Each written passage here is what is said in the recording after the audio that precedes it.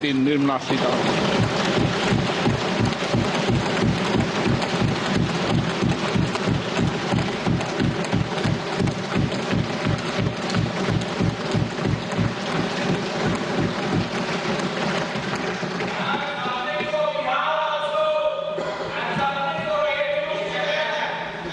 Honourable Speaker, I present the budget for 24-25. Introduction. The people of India have reposed their faith in the government led by Honourable Prime Minister Shri Narendra Modi and re-elected it for a historic third term under his leadership.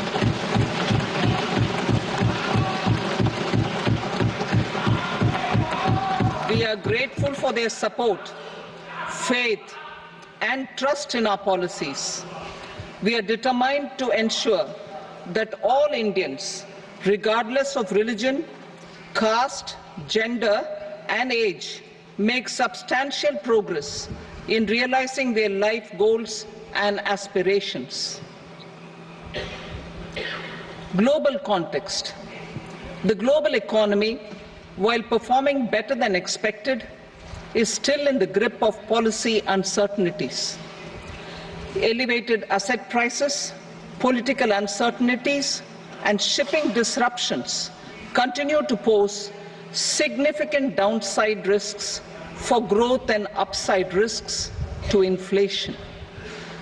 In this context, India's economic growth continues to be the shining exception and will remain so in the years ahead.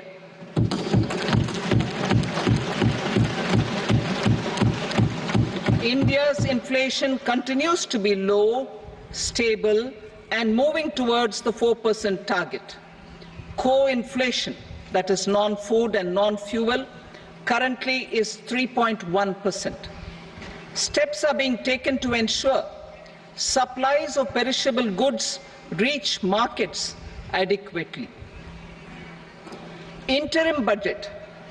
As mentioned in the interim budget, we need to focus on four major castes, namely the Garib, Mahilaye, Yuva, and Annadata, the poor, women, youth, and the farmer.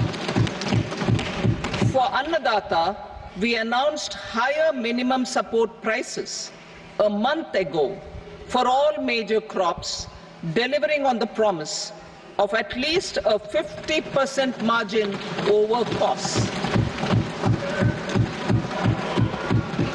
Pradhan Mantri Garib Kalyan Anna Yojana was extended for 5 years, benefiting more than 80 crore people. Administrative actions for approval and implementation of various schemes announced in the interim budget are well underway. The required allocations have been made. Budget theme. Turning attention to the full year and beyond in this budget, we particularly focus on employment, skilling, MSMEs, and the middle class. I am happy to announce the Prime Minister's package of 5 schemes and initiatives to facilitate employment, skilling, and other opportunities for 4.1 crore youth over a 5-year period, with a central outlay of 2 lakh crore rupees. I will speak about them shortly, while more details may be seen in the annexure. This year, I've made a provision of 1.48 lakh rupees, 1.48 lakh crore rupees for education, employment, and skilling. Budget priorities. The people have given a unique opportunity to our government to take the country on the path of strong development and an all-round prosperity. In the interim budget, we promise to present a detailed roadmap for our pursuit of Vikasit Bharat. In line with the strategy set out in the interim budget, this budget envisages sustained efforts on the following 9 priorities for generating ample opportunities for all. Number 1, productivity and resilience in agriculture. Number 2, employment and skilling. Number 3, inclusive human resource development and social justice. 4, manufacturing and services. 5, urban development. 6, energy security. 7, infrastructure. 8, innovation, research and development. And 9, next generation reforms. Subsequent budgets will build on these and add more priorities and actions. A more detailed formulation will be carried out as part of the economic policy framework about which I will speak later in this speech. This budget details some of the specific actions to be initiated in the current year towards fulfillment of these priorities, with potential for transformative changes. The budget also covers some of the previously made announcements with intent to strengthen them and step up their implementation for expediting our journey towards the goal of Viksit Bharat. Priority 1, productivity and resilience in agriculture. Transforming agricultural research. Our government will undertake a comprehensive review of the agricultural research setup to bring the focus on raising productivity and developing climate-resilient varieties. Funding will be provided in challenge mode, including to the private sector. Domain experts, both from the government and outside, will oversee the conduct of such research. Release of new varieties. New 109 high-yielding and climate-resilient varieties of 32 field and horticultural crops will be released for cultivation by farmers. Natural farming.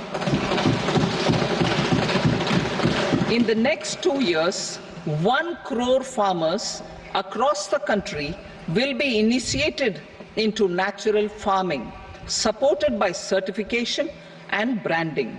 Implementation will be through scientific institutions and willing gram panchayats. 10,000 need-based bio-input resource centers will be established. Missions for pulses and oilseeds. For achieving self-sufficiency in pulses and oilseeds, we will strengthen their production, storage and marketing.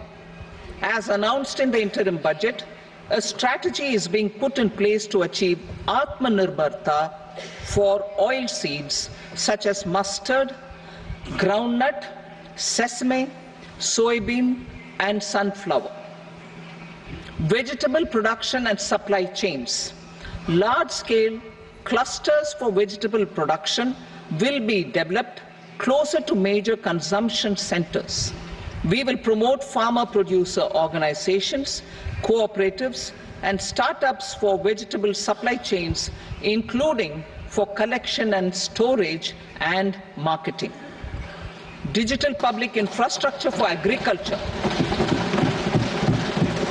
Buoyed by the success of the pilot project, our government, in partnership with the states, will facilitate the implementation of the digital public infrastructure in agriculture for coverage of farmers and their lands in 3 years. During this year, digital crop survey for Kharif using the DPI will be taken up in 400 districts.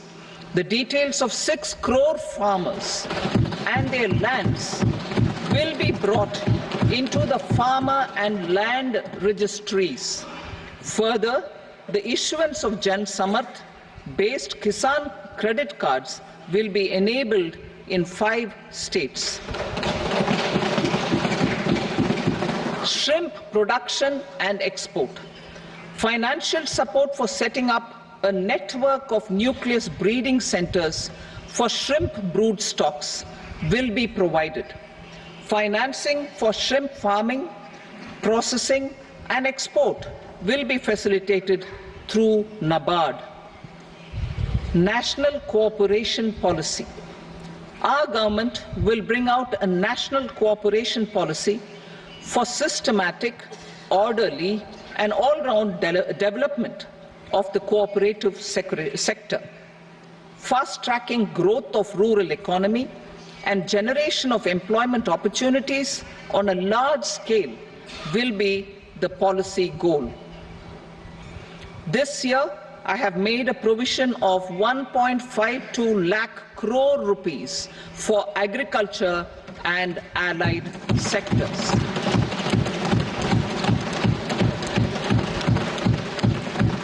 Priority 2, employment and skilling. Employment-linked incentive. Our government will implement following 3 schemes for employment-linked incentive as part of the Prime Minister's package. These will be based on enrollment in the EPFO and focus on recognition of first-time employees and support to employees and employers. Scheme A, first-timers. This scheme will provide 1 month wage to all persons newly entering the workforce in all formal sectors.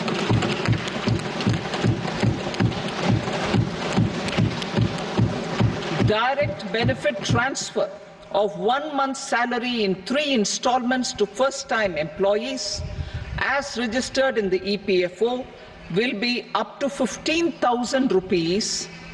The eligibility limit will be a salary of 1 lakh per month.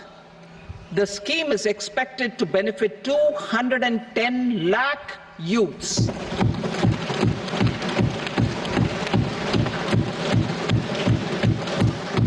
Scheme B, job creation in manufacturing.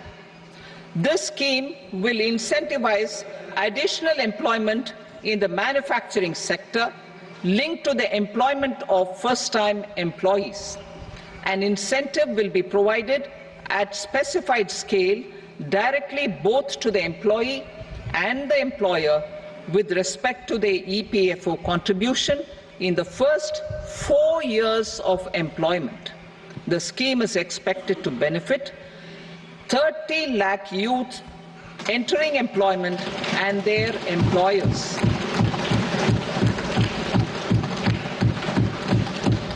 Scheme C, support to employers. This employer-focused scheme will cover additional employment in all sectors.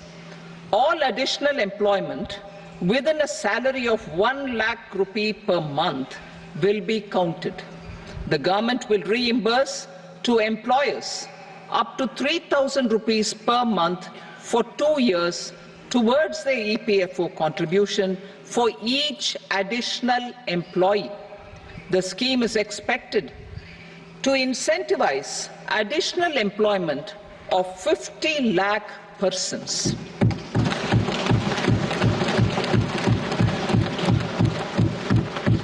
Participation of women in the workforce.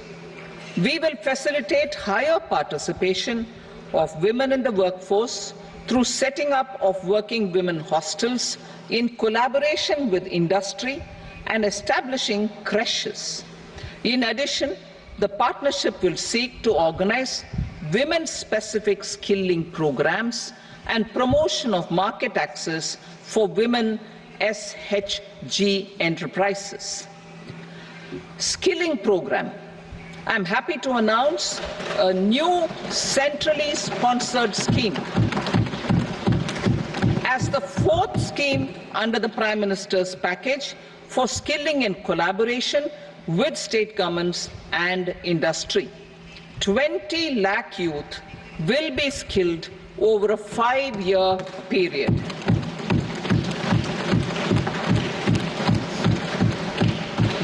Thousand industrial training institutes will be upgraded in hub and spoke arrangements with outcome orientation. Course content and design will be aligned to the skill needs of industry, and new courses will be introduced for emerging needs. Skilling loans. The model skill loan scheme will be revised to facilitate loans up to 7.5 lakh rupees with a guarantee from a government-promoted fund. This measure is expected to help 25,000 students every year.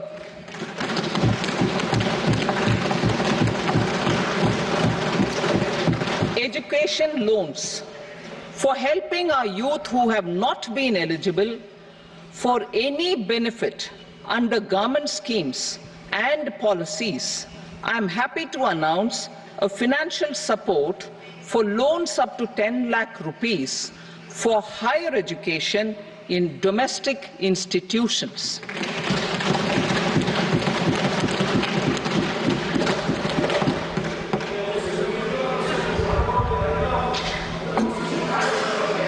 E-vouchers for this purpose. E-vouchers for this purpose will be given directly to 1 lakh students every year for annual interest subvention of 3% of the loan amount.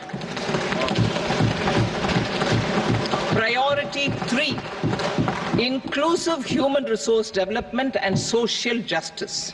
Saturation approach. Our government is committed to all-round, all-pervasive and all-inclusive development of people, particularly farmers, youth, women and the poor. For achieving social justice comprehensively, the saturation approach of covering all eligible people through various programs, including those for education and health, will be adopted to empower them by improving their capabilities. Implementation of schemes meant for supporting economic activities by craftsmen, artisans, self-help groups, scheduled caste, scheduled tribe, and women entrepreneurs and street vendors such as the PM Vishwakarma, PM Swanidhi, National Livelihood Missions, and Stand Up India will be stepped up. Purvodaya. The states in the eastern part of the country are rich in endowments and have strong cultural traditions. We will formulate a plan, Purvodaya, for the all-round development of the eastern region of the country, covering Bihar, Jharkhand, West Bengal, Odisha, and Andhra Pradesh. This will cover human resource development, infrastructure, and generation of economic opportunities to make the region an engine to attain Vikasit Bharat. On the Amritsar-Kolkata Industrial Corridor, we will support development of an industrial node at Gaya. This corridor will catalyze industrial development of the eastern region. The industrial node at Gaya will also be a good model for developing our ancient centers of cultural importance into future centers of modern economy. This model shall showcase Vikas B, Virasat B in a growth trajectory. We will also support development of road connectivity projects, namely 1. Patna-Purnia Expressway, 2. Buxar-Bhagalpur Expressway, 3. Bodh Gaya, Rajgir, Vaishali and Darbhanga spurs, and 4. Additional 2-lane bridge over River Ganga at Buxar at a total cost of 26,000 crore rupees.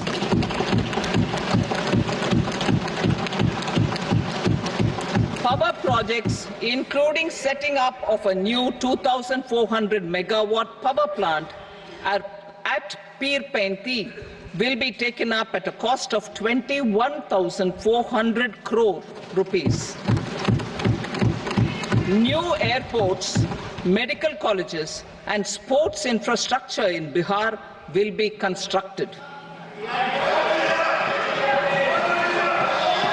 An additional allocation to support capital investments will be provided. The requests of Bihar government for external assistance from multilateral development banks will be expedited.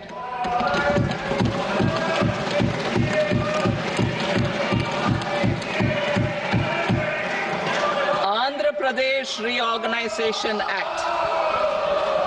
Our government has made concerted efforts to fulfill the commitments in Andhra Pradesh Reorganization Act.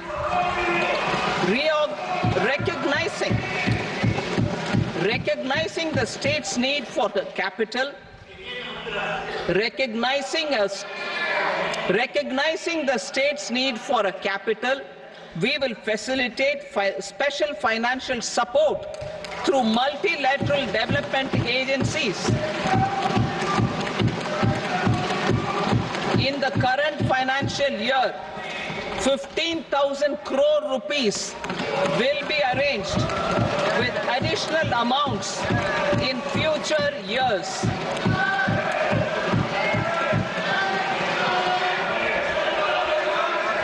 Our government is fully committed to financing and early completion of the Polavaram irrigation project, which is the lifeline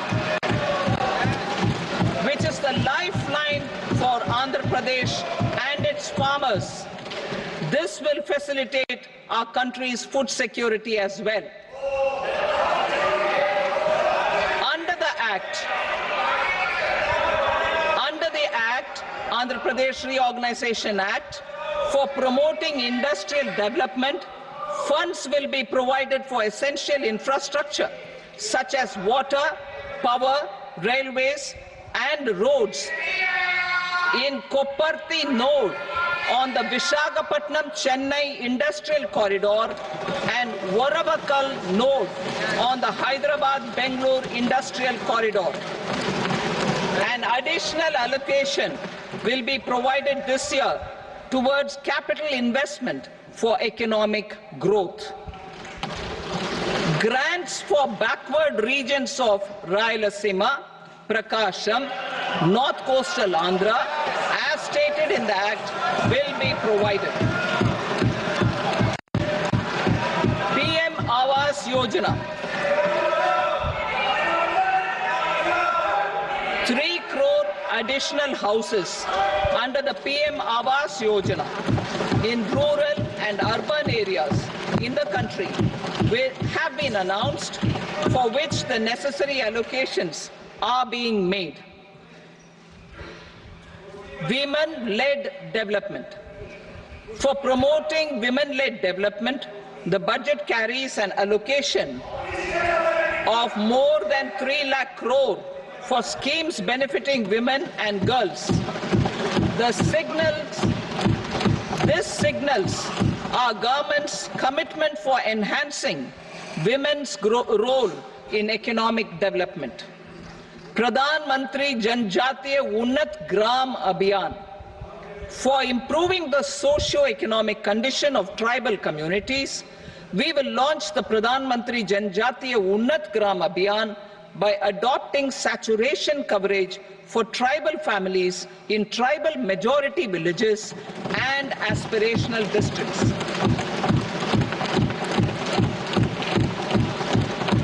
This will cover 63,000 villages, benefiting 5 crore tribal people. Bank branches in northeastern region. More than 100 branches of India Post Payment Bank will be set up in the northeast region to expand the banking services. This year, I have made a provision of 2.66 lakh crore rupees for rural development, including rural infrastructure. Priority 4, manufacturing and services, support for promotion of MSMEs. This budget provides special attention to MSMEs, and manufacturing, particularly labor-intensive manufacturing.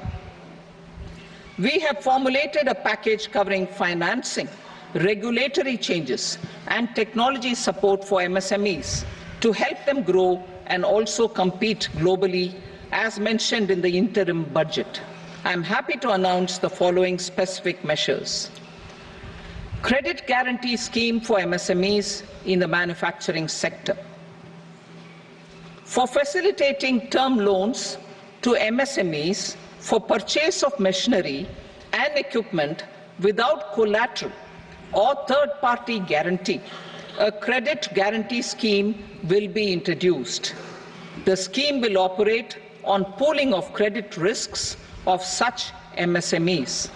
A separately constituted self-financing guarantee fund will provide to each applicant guarantee cover up to 100 crore rupees, while the loan amount may be larger. The borrower will have to provide an upfront guarantee fee and an annual guarantee fee on the reducing loan balance. New assessment model for MSME credit. Public sector banks will build their own in-house capability to assess MSMEs for credit instead of relying on external assessment. They will also take a lead in developing or getting developed a new credit assessment model based on the scoring of digital footprints of the MSMEs in the economy. This is expected to be a significant improvement over the traditional assessment of credit eligibility based only on asset or turnover criteria. That will also cover MSMEs without a formal accounting system. Credit support to MSMEs during stress period. I'm happy to announce a new mechanism for facilitating continuation of bank credit to MSMEs during their stress period while being in special mention account, SMA stage, for reasons beyond their control. MSMEs need credit to continue their business and to avoid getting into the NPA stage. Credit availability will be supported through a guarantee from a government-promoted fund. Mudra loans. The limit of Mudra loans will be enhanced to 20 lakh from the current 10 lakh for those entrepreneurs who have availed and successfully repaid previous loans under the Tarun category. Enhanced scope for mandatory onboarding in trades. For facilitating MSMEs to unlock their working capital by converting their trade receivables into cash, I propose to reduce the turnover threshold of buyers for mandatory onboarding on the trades platform from rupees 500 crore to 250 crore rupees. This measure will bring 22 more CPSCs and 7,000 more companies onto the platform. Medium enterprises will also be included in the scope of the suppliers. SIDBI branches in MSME clusters. SIDBI will open new branches to expand its reach to serve all major MSME clusters within 3 years and provide direct credit to them. With the opening of 24 such branches this year, the service coverage will expand to 168 out of 242 major clusters. MSME units for food irradiation, quality and safety testing.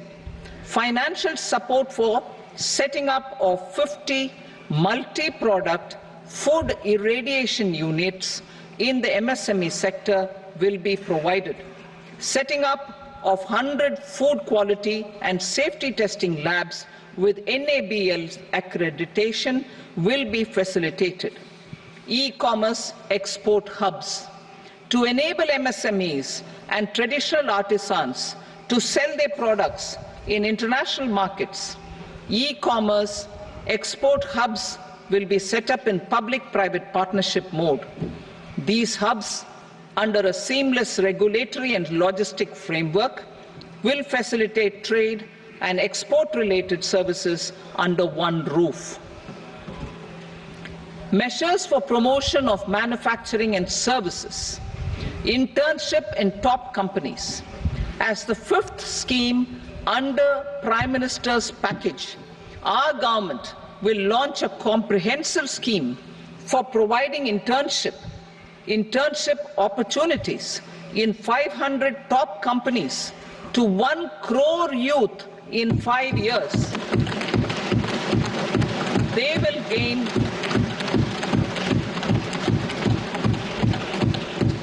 will gain exposure for 12 months to real-life business environment, varied professions, and employment opportunities.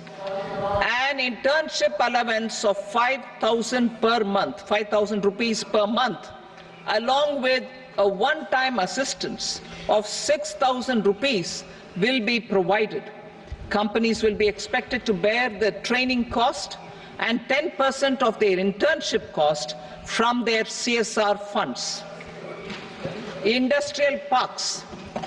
Our government will facilitate development of investment-ready, plug-and-play industrial parks with complete infrastructure in or near 100 cities in partnership with the states and private sector by better using town planning schemes.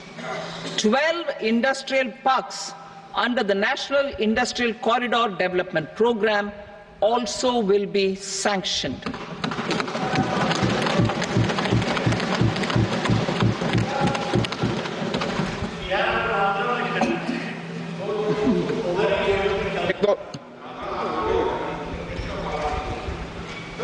Veji member, no, please, Petty.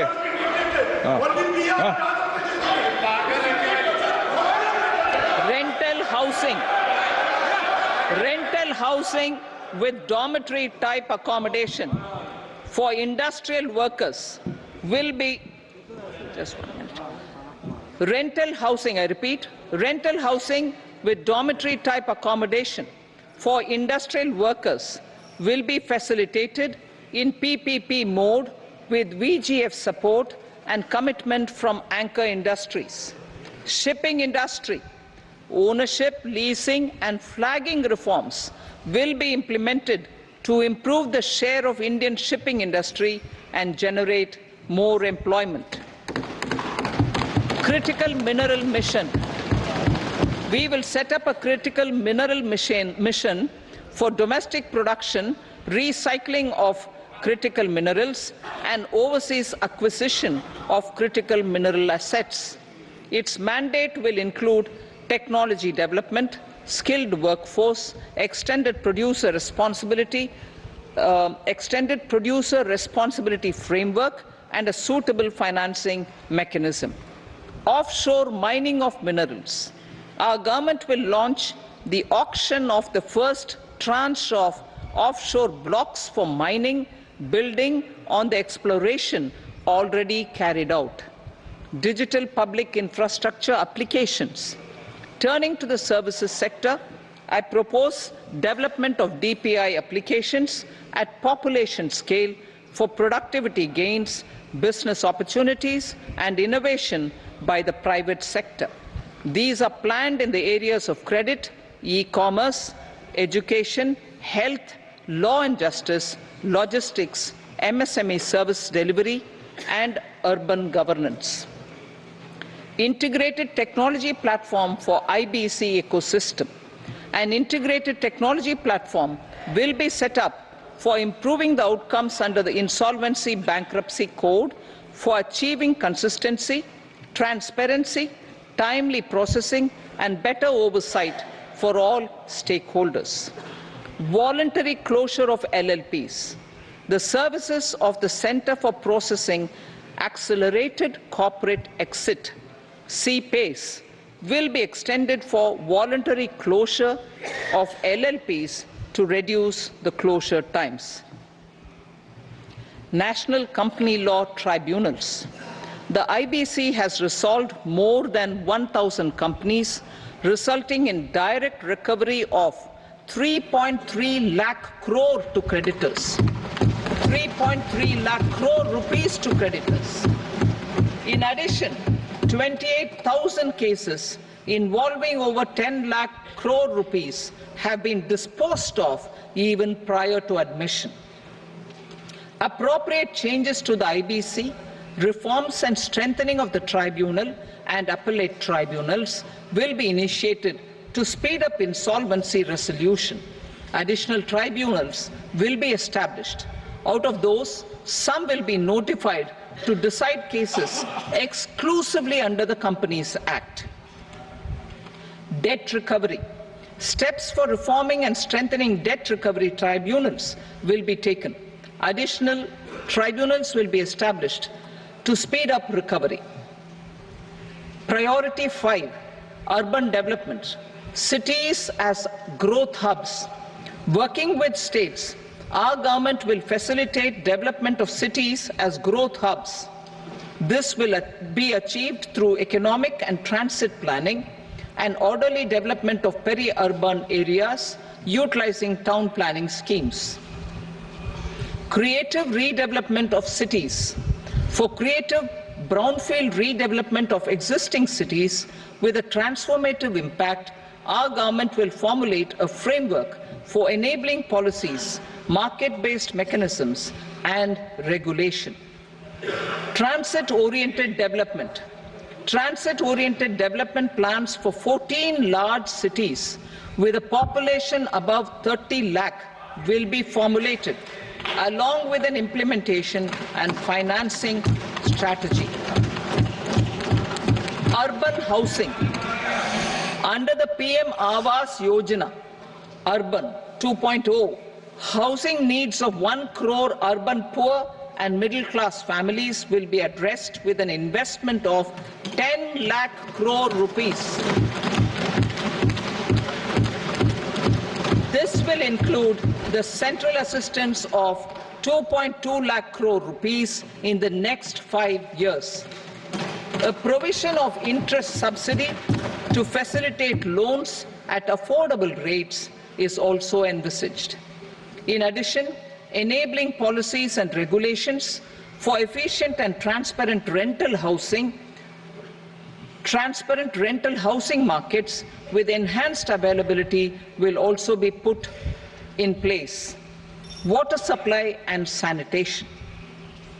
In partnership with state governments and multilateral development banks, we will promote water supply, sewage treatments, and solid waste management projects and services for 100 large cities through bankable projects. These projects will also envisage use of treated water for irrigation and filling up of tanks in nearby areas. Street markets. Building on the success of PM Swanidhi scheme in transforming the lives of street vendors, our government envisions a scheme to support each year over the next 5 years the development of 100 weekly hearts or street food hubs in select cities. Stamp duty. We will encourage states which continue to charge high stamp duty to moderate the rates for all and also consider further lowering duties for properties purchased by women. This reform will be made an essential component of urban development schemes. Priority 6, energy security, energy transition. In the interim budget, I had announced our strategy to sustain high and more resource-efficient economic growth, along with the energy security in terms of availability, accessibility, and affordability. We will bring out a policy document on appropriate energy transition pathways that balances the imperatives of employment, growth, and environmental sustainability. PM Surya Ghar Muft Bijli Yojana. PM Surya Ghar Muft Bijli Yojana. In line with the announcement in the interim budget,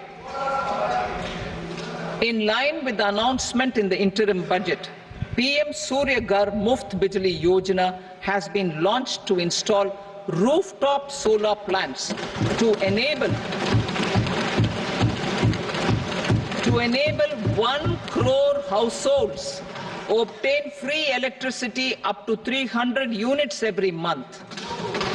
The scheme has generated remarkable response with more than 1.28 crore registrations and 14 lakh applications, and we will further encourage it. Pumped storage policy.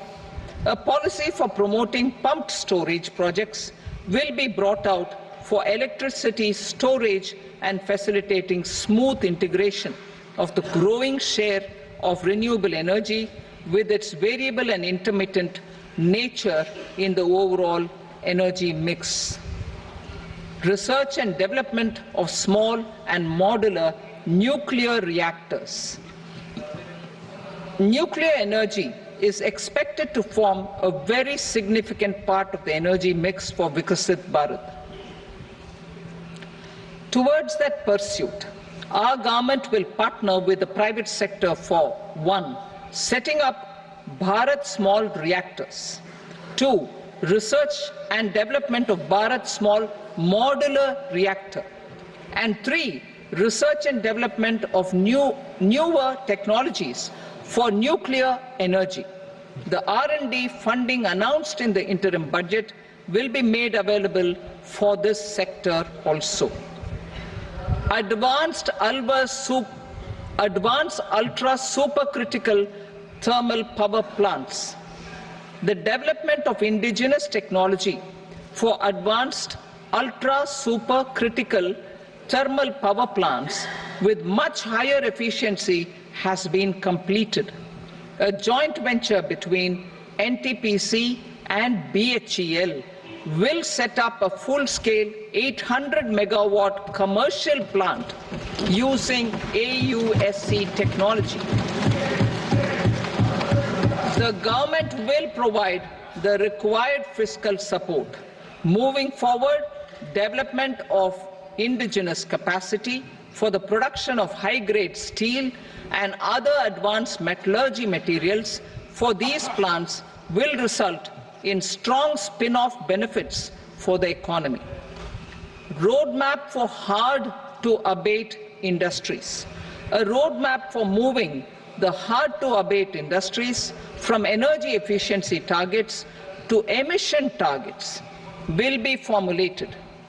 Appropriate regulations for transition of these industries from the current perform, achieve and trade mode to Indian carbon market mode will be put in place.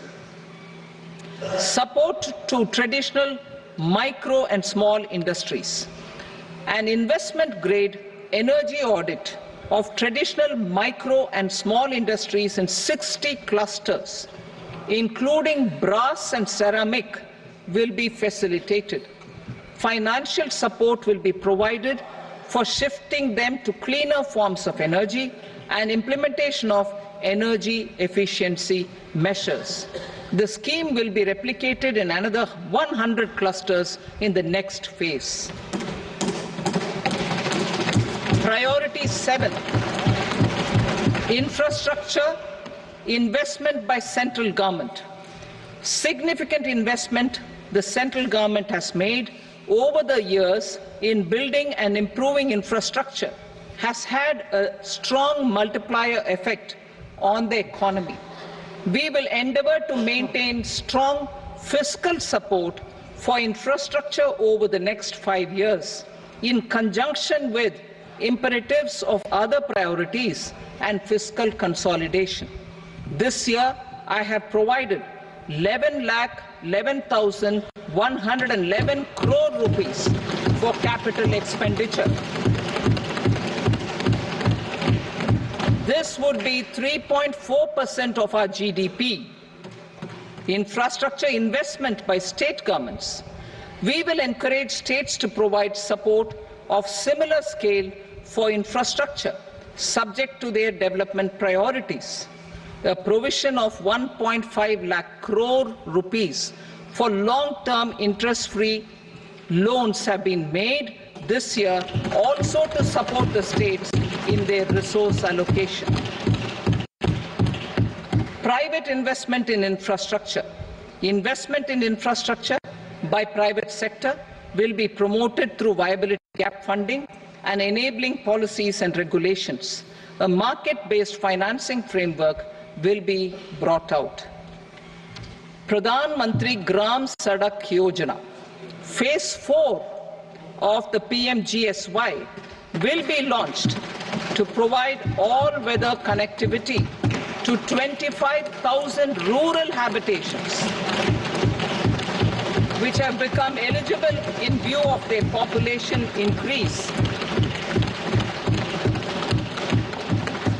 Irrigation and flood mitigation. Bihar has frequently suffered from floods, many of them originating outside the country. Plans to build flood control structures in Nepal are yet to progress.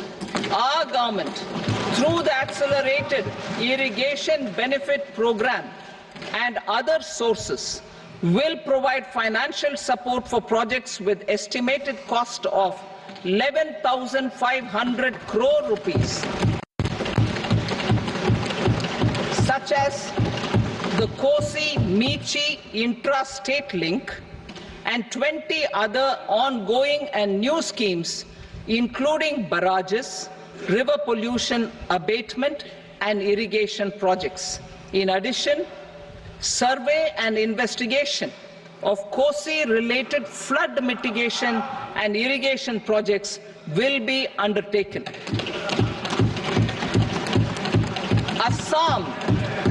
Assam grapples with floods every year by the Brahmaputra River and its tributaries originating outside India. We will provide assistance to Assam for flood management and related projects.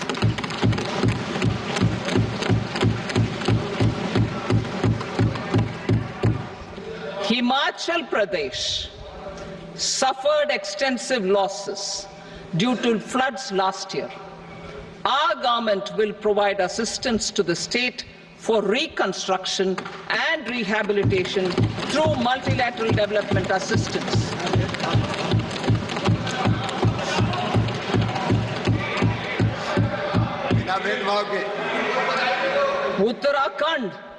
Uttarakhand too suffered losses due to cloudbursts and massive landslides. We will provide assistance to the state. Recently, Sikkim witnessed devastating flash floods and landslides that wreaked havoc across the state. Our government will provide assistance to the state. Tourism. Tourism has always been a part of our civilization.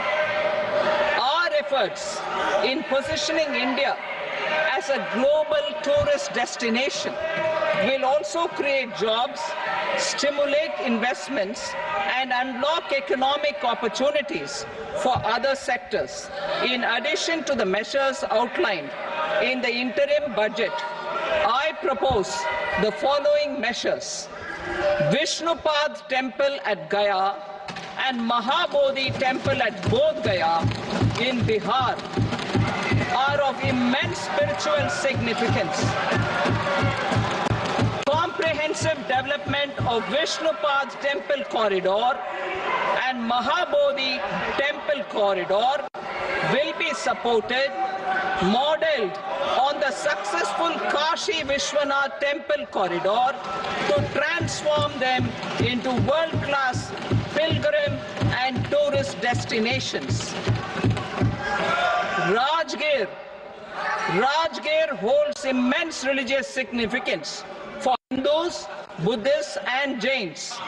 The 20th Tirthankara Muniswarata temple in the Jain temple complex is ancient. The Saptarishi, or the 7 hot springs, form a warm water Brahmkund that is sacred. A comprehensive development initiative for Rajgir will be undertaken. Our government will support the development of Nalanda as a tourist center, besides reviving Nalanda University to its glorious stature. Odisha's scenic beauty, temples, monuments, craftsmanship, wildlife sanctuaries, natural landscapes, and pristine beaches make it an ultimate tourism destination. Our government will provide assistance for their development to Odisha as well. Priority 8, innovation, research and development. We will operationalize the Anusandhan National Research Fund for basic research and prototype development. Further, we will set up a mechanism for spurring private sector-driven research and innovation at commercial scale with a financing pool of 1 lakh crore rupees in line with the announcement in the interim budget. Space economy. With our continued emphasis on expanding the space economy by 5 times in the next 10 years, a venture capital fund of 1,000 crore rupees will be set up. Priority 9, next generation reforms. Economic policy framework. We will formulate an economic policy framework to delineate the overarching approach to economic development and set the scope of the next generation of reforms for facilitating employment opportunities and sustaining high growth. Our government will initiate and incentivize reforms for 1. Improving productivity of factors of production, and 2. Facilitating markets and sectors to become more efficient. These reforms will cover all factors of production, namely land, labor, capital, and entrepreneurship, and technology as an enabler of improving total factor productivity and bridging inequality.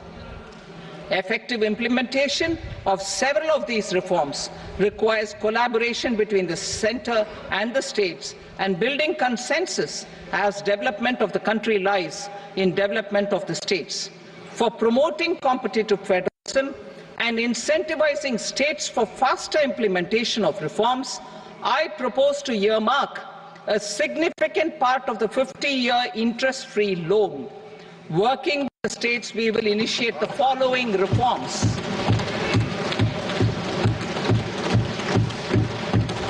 Land-related reforms and actions, both in the rural and urban areas, will cover land administration, will cover 1. Land administration, planning and management, and 2. Urban planning usage and building bylaws. These will be incentivized for completion within the next 3 years through appropriate fiscal support. Rural land-related actions. Rural land-related actions will include 1. Assignment of unique land parcel identification number, UL PIN, or Bhu Aadhaar for all lands. 2. Digitization of cadastral maps. 3. Subdivisions, survey of map subdivisions as per current ownership. 4. Establishment of land registry. And 5. Linking to the farmers registry. These actions will also facilitate credit flow and other agricultural services. Urban land-related actions. Land records in urban areas will be digitized with GIS mapping. An IT-based system for property record administration, updating, and tax administration will be established. These will also facilitate improving the financial position of urban local bodies, labor-related reforms, services to labor. Our government will facilitate the provision of a wide array of services to labor, including those for employment and skilling. A comprehensive integration of e-Shram portal with other portals will facilitate such one-stop solution. Open architecture databases for the rapidly changing labor market, skill requirements and available job roles, and a mechanism to connect job aspirants with potential employers and skill providers will be covered in these services. Shram Suvidha and Samadhan portal.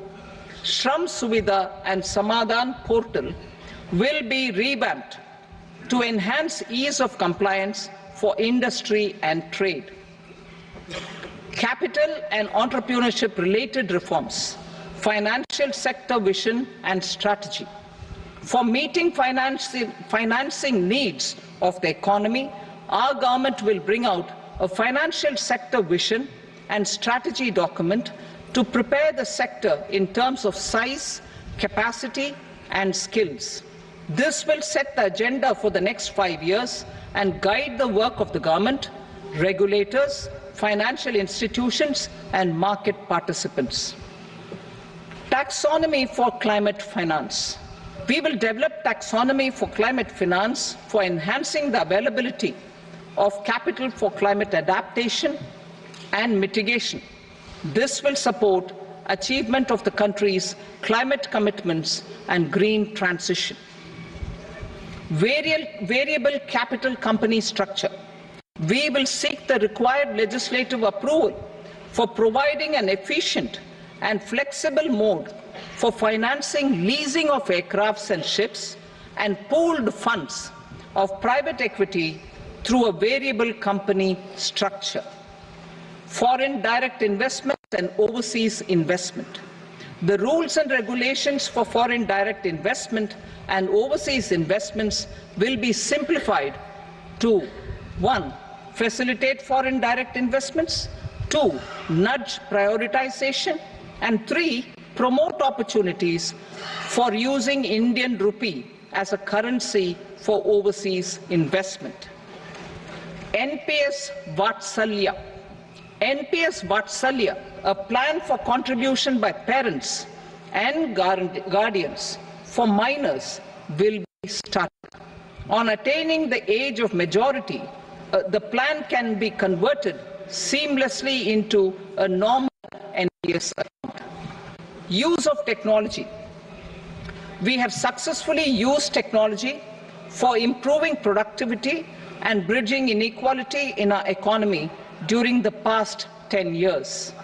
Public investment in digital infrastructure and innovations by the private sector have helped in improving access of all citizens, particularly the common people, to market resources, education, health and services. We will step up adoption of technology towards digitalization of the economy. Ease of doing business. For enhancing ease of doing business, we are already working on the Jan Vishwas Bill 2.0. Further, states will be incentivized for implementation of the business reforms, action plans and digitalization. Data and statistics. For improving data governance, collection, processing and management of data and statistics, different sectoral databases, including those established under the Digital India Mission, will be utilized with active use of technology tools. New pension scheme. The committee to review the NPS has made considerable progress in its work. I am happy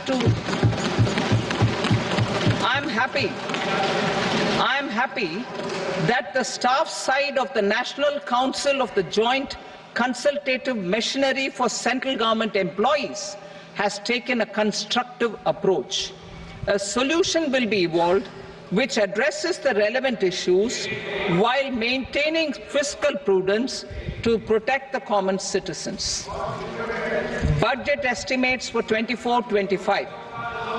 For the year 24-25, total receipts other than borrowings and the total expenditure are estimated at 32.07 lakh crore rupees and 48.21 lakh crore rupees respectively. The net tax receipts are estimated at 25.83 lakh crore rupees. The fiscal deficit is estimated at 4.9% of the GDP.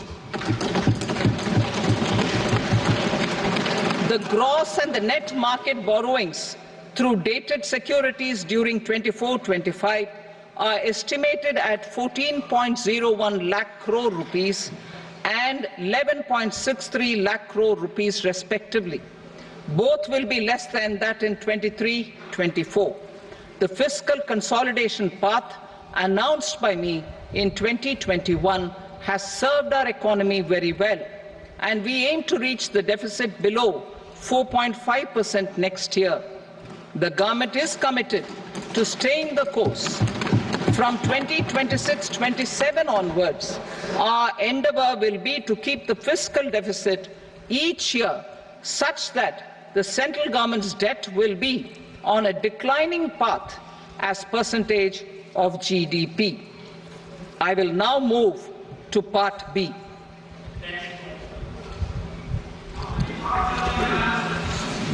Indirect taxes. Sir, I start with GST. It has decreased tax incidence on the common man, reduced compliance burden and logistics cost for trade and industry, and enhanced revenues of the central and the state governments. It is a success of vast proportions. To multiply the benefits of GST, we will strive to further simplify and rationalize the tax structure and endeavour to expand it to the remaining sectors. My proposals for customs duties intend to support domestic manufacturing, deepen local value addition, promote export competitiveness, and simplify taxation while keeping the interest of the general public and consumers surmount. In Budget 22-23, we reduced the number of customs duty rates. I propose to undertake a comprehensive review of the rate structure over the next 6 months to rationalize and simplify it for ease of trade, removal of duty inversion, and reduction of disputes. I shall now take up sector-specific customs duty proposals. Medicine and medical equipments. To provide relief to cancer patients, I propose to fully exempt 3 more medicines from customs duties.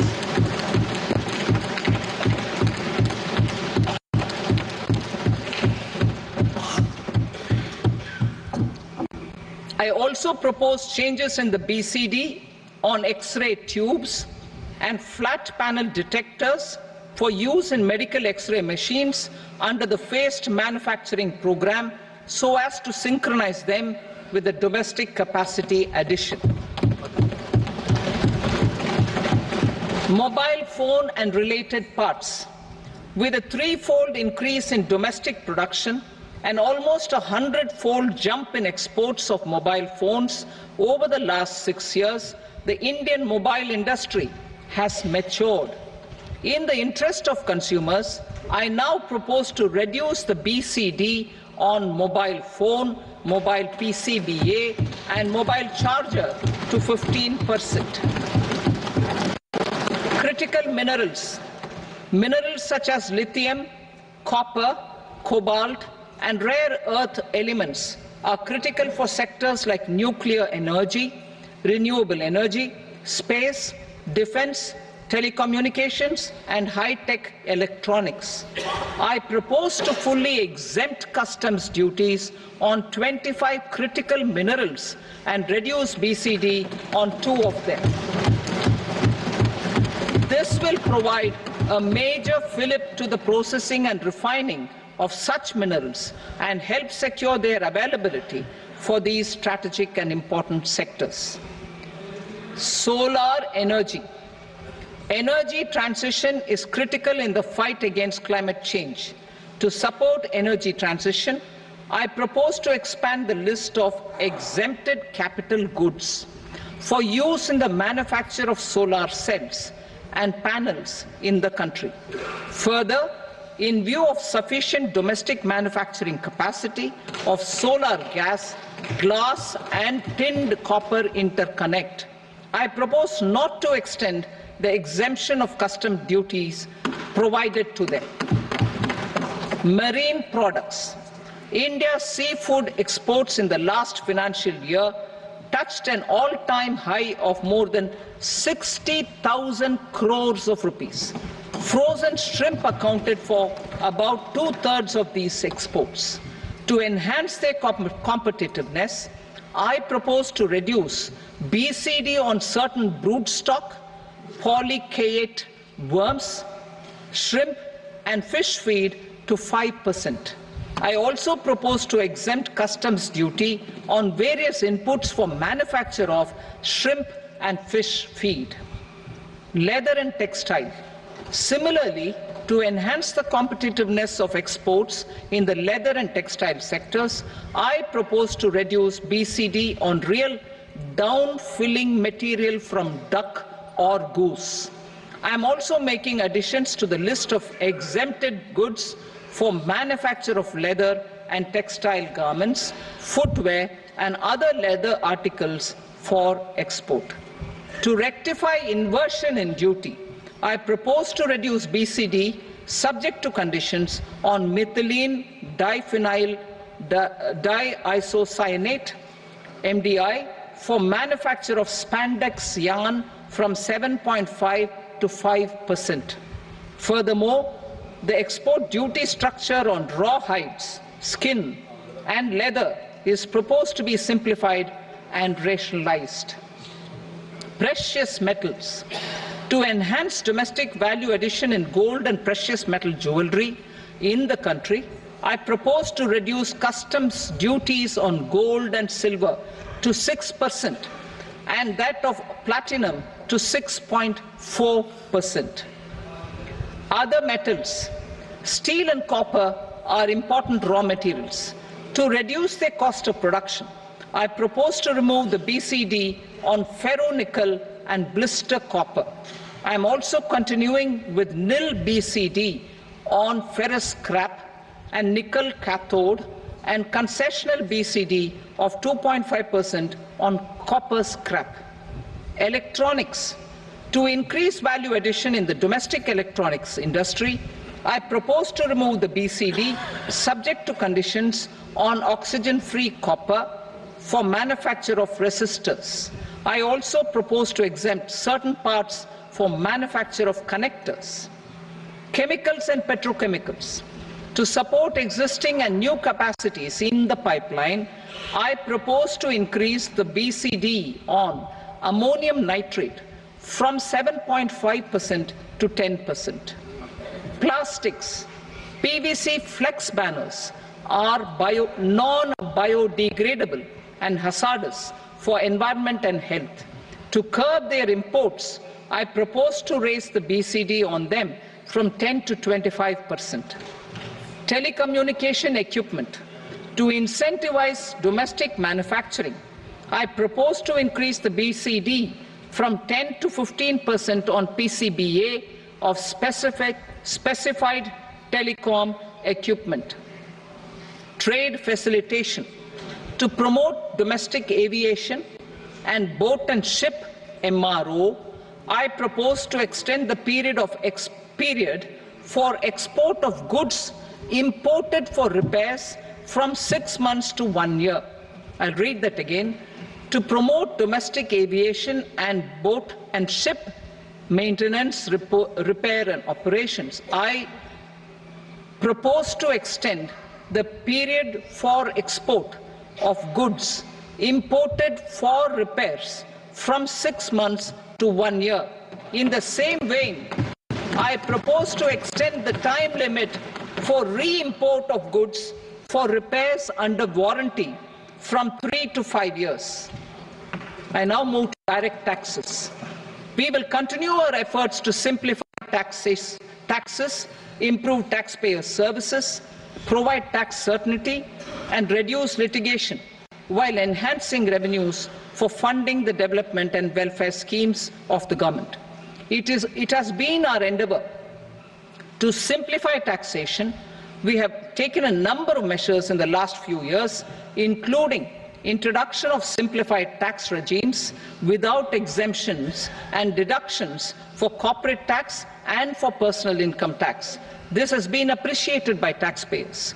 58% of corporate tax came from the simplified tax regime in the financial year 22-23.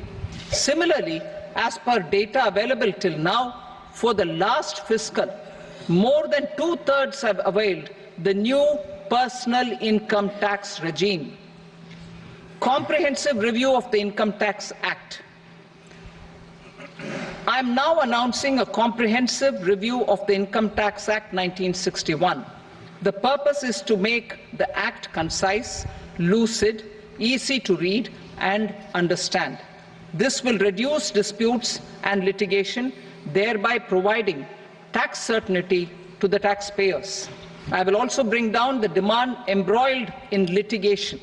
It is proposed to be completed in 6 months. A beginning is being made in the Finance Bill by simplifying the tax regime for charities, tedious rate structures, provisions of reassessment and such provisions, and capital gains taxation. Simplification for charities and tedious. Two tax exemption regimes. The two tax exemption regimes for charities are proposed to be merged into one. The 5% tedious rate on many payments is being merged into the 2% tedious rate, and the 20% tedious rate on repurchase of units by mutual funds or UTI is being withdrawn. Tedious rate on e-commerce operators is proposed to be reduced from 1 to 0.1%. Moreover, credit of TCS is proposed to be given in the TDS to be deducted on salary. Further, I propose to decriminalize delay for payment of TDS up to the due date of filing statement for the same.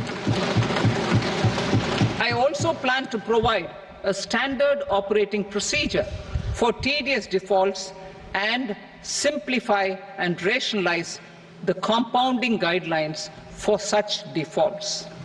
Simplification of reassessment. I propose to thoroughly simplify the provisions for reopening and reassessment. An assessment hereinafter can be reopened beyond 3 years from the end of the assessment year only if the escaped income is 50 lakh rupees or more, up to a maximum period of 5 years from the end of the assessment year. Even in such cases, a time limit of 6 years before the year of the search, as against the existing time limit of 10 years, is being proposed. This will reduce tax uncertainty and disputes. Simplification and rationalization of capital gains. Capital gains taxation is also proposed to be hugely simplified. Short-term gains on certain financial assets shall henceforth attract a tax rate of 20%, while that on all other financial assets and all non-financial assets shall continue to attract the applicable tax rate. Long-term gains on all financial and non-financial assets, on the other hand, will attract a tax rate of 12.5%. For the benefit of the lower and the middle income classes, I propose to increase the limit of exemption of capital gains on certain financial assets to 1.25 lakh rupees per year. Listed financial assets held for more than a year will be classified as long-term. while unlisted financial assets and all non-financial assets will have to be held for at least 2 years to be classified as long-term. Unlisted bonds and debentures, debt mutual funds and market-linked debentures, irrespective of holding period, however, will attract tax on capital gains at applicable rates. Taxpayer services. All the major taxpayer services under GST and most services under customs and income tax have been digitalized. All remaining services of customs and income tax, including rectification and order giving effect to appellate orders, shall be digitalized and made paperless over the next 2 years. Litigation and appeals. While our concerted efforts to reduce pendency of appeals at various appellate fora are beginning to show good results, it will continue to engage our highest attention. To dispose of the backlog of first appeals, I plan to deploy more officers to hear and decide such appeals, especially those with large tax effect. For resolution of certain income tax disputes pending an appeal, I am also proposing Vivad Se Vishwas Scheme 2024. Further, I propose to increase monetary limits for filing appeals related to direct taxes, excise and service tax in the tax tribunals, high courts and Supreme Court to 60 lakh rupees, 2 crore rupees and 5 crore respectively, with a view to reduce litigation and provide certainty in international taxation. We will expand the scope of safe harbor rules and make them more attractive. We will also streamline the transfer pricing assessment procedure. Employment and investment. I have a few proposals to promote investment and foster employment. First of all, to bolster the Indian startup ecosystem, boost the entrepreneurial spirit, and to support innovation, I propose to abolish the so-called angel tax for all classes of investors.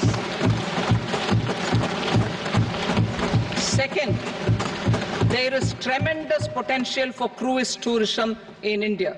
To give a fillip to this employment-generating industry, I am proposing a simpler tax regime for foreign shipping companies operating domestic cruises in the country. Third, India is a world leader in the diamond cutting and polishing industry, which employs a large number of skilled workers. To further promote the development of this sector, we would provide for safe harbor rates for foreign mining companies selling raw diamonds in the country. Fourth, to attract foreign capital for our development needs, I propose to reduce the corporate tax rate on foreign companies from 40 to 35%. Deepening the tax base. I have a couple of proposals for deepening the tax base. First, security transaction tax on futures and options of securities is proposed to be increased to 0.02% and 0.1% respectively. Second, for reasons of equity, I propose to tax income received on buyback of shares in the hands of recipients. Other proposals: to improve social security benefits, deduction of expenditure by employers towards NPS is proposed to be increased from 10 to 14% of the employee's salary. Similarly, deduction of this expenditure up to 14% of salary from the income of employees in private sector, public sector banks and undertakings opting for the new tax regime is proposed to be provided. Indian professionals working in multinationals get ESOPs and invest in social security schemes and other movable assets abroad. Non-reporting of such small foreign assets has penal consequences under the Black Money Act. Such non-reporting of movable assets up to 20 lakh rupees is proposed to be depenalized. Other major proposals in the finance bill relate to withdrawal of equalization levy of 2%, expansion of tax benefits to certain funds and entities in IFSCs, and immunity from penalty and prosecution to Benamidar on full and true disclosure so as to improve conviction under the Benami Transaction Prohibition Act 1988. Personal income tax. Coming to personal income tax rates, I have two announcements to make for those opting for the new tax regime. First, the standard deduction for salaried employees is proposed to be increased from 50,000 to 75,000 rupees.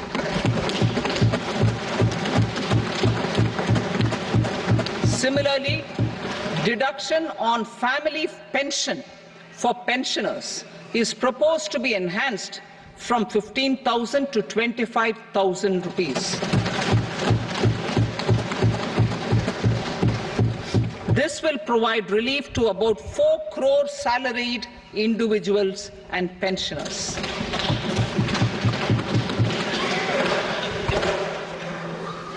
Second, in the new tax regime, the tax rate structure is proposed to be revised as follows: 0 to 3 lakh rupees, nil; 3 to 7 lakh rupees, 5%; 7 to 10 lakh rupees, 10%; 10 to 12 lakh rupees, 15%; 12 to 15 lakh rupees, 20%; and above 15 lakh rupees, 30%.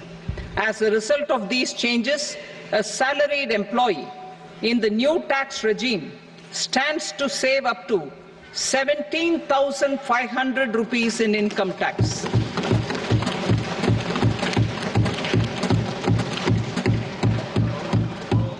Apart from these, I am also making some other changes as given in the annexure. As a result of these proposals, revenue of about 37,000 crore, that is 29,000 crore in direct taxes and 8,000 crore in indirect taxes, will be foregone, while revenue of about 30,000 crore rupees will be additionally mobilized. Thus, the total revenue foregone is about 7,000 crores annually. Mr. Speaker, sir, with this, I commend the budget to this august House. Jai Hind.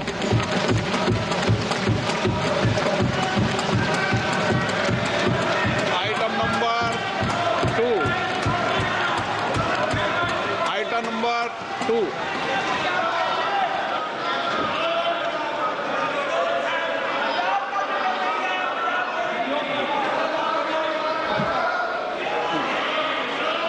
Sir, with your permission, I rise to lay on the table the following statements under Section 3 of the Fiscal Responsibility and Budget Management, FRBM Act 2003, Medium-Term Fiscal Policy cum Fiscal Policy Strategy Statement and Macroeconomic Framework Statement. Item number 3. Sir, with your permission, I rise to move for leave to introduce the Finance Number 2 Bill 2024. प्रश्न ये कि विधेयक को पुनर्स्थापित करने की अनुमति प्रदान की जाए। जो सदस्य इसके पक्ष में हाँ कहें, जो सदस्य विरोध में ना कहें। मेरे विचार में निर्णय हाँ वालों के पक्ष में अनुमति प्रदान की जाती है। माननीय मंत्री जी, अब विधेयक पुनर्स्थापित करें। Sir, I introduce the bill. Item number 4. The Union Territory of Jammu and Kashmir budget. Sir, I rise to present a statement, Hindi and English versions, of the estimated receipts and expenditure of the Union Territory of Jammu and Kashmir for the year 24-25. सभा की कार्रवाई कल बुधवार दिनांक 24 जुलाई